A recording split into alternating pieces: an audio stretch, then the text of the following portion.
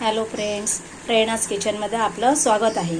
आज मी एक छानपैकी डिश बनवणार आहे, मालवणी जवळा किंवा त्याला आपण गोलमा पण बोलतो मालवणीमध्ये।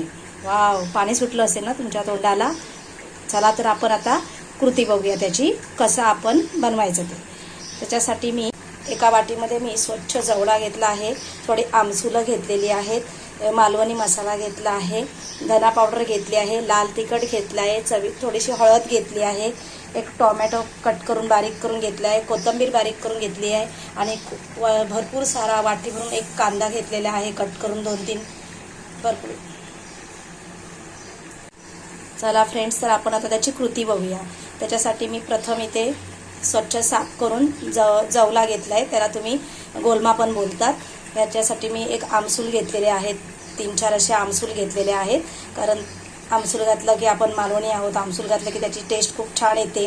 हा मालवणी मसाला आहे, धना पावडर आहे, लाल तिखट आहे, हळद आहे, इथे टोमॅटो कट करून घेतला आहे एक मोठा, इथे भरपूर सारी कोथिंबीर घेतली आहे, इथे 2 कांदे चिरून घेतले आहेत बारीक।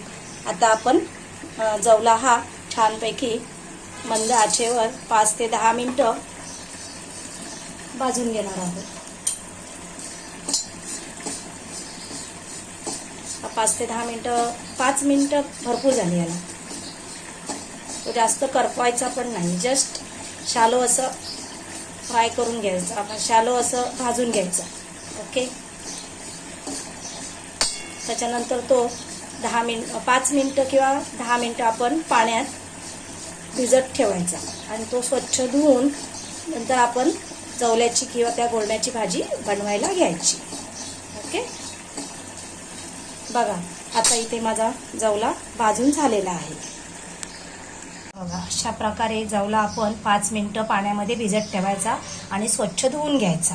ओके, हा जवला भिजेपर्यंत मी इथे पातेलं ठेवलं आहे आणि हे जे मी तुम्हाला सर्व मसाले आणि कांदा टोमॅटो सगळं दाखवलं आहे ते तेलावर छानपैकी परतून घेऊन 5 मिनिटं झाकण ठेवून त्याच्यानंतर त्याच्यात आपण जवला टाकायचा आहे।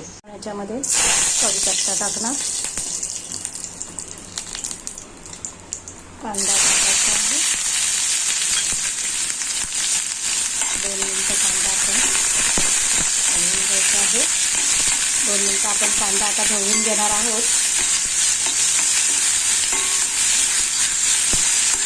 एकदम सोपी पद्धत आहे, 5 मिनिटात तुमचं हा रेसिपी तयार होईल। त्यानंतर आपण ह्याच्यात टोमॅटो पण टाकणार आहोत।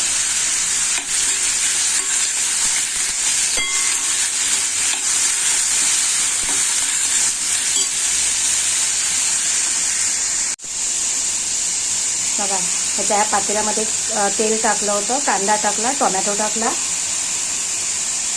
आता आपण चवीपुरतं त्याच्यात मीठ टाकायचं आहे। आता मीठ टाकलं ना तर आपला कांदा आणि टोमॅटो लवकर शिजतो।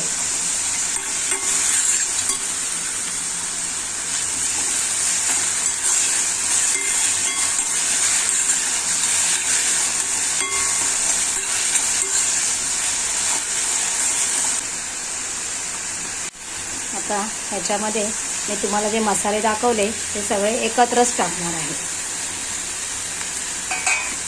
ओके, त्याच्यात मसाला पण परतून घ्यायचे आपले सगळे। त्याच्यात मी लाल तिखट, मालवणी मसाला, जिरा पावडर, धना पावडर, हळद,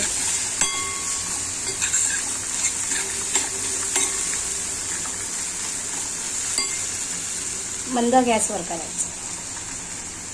आता पहा, हा जवला मी जो भिजत ठेवला होता 5 ते 10 मिनिटं, आता त्याला जस्ट असं पिळून घ्यायचा, थोडासा, जास्त नाही, आणि मग तो त्याच्यावर टाकायचा। हे पहा, जस्ट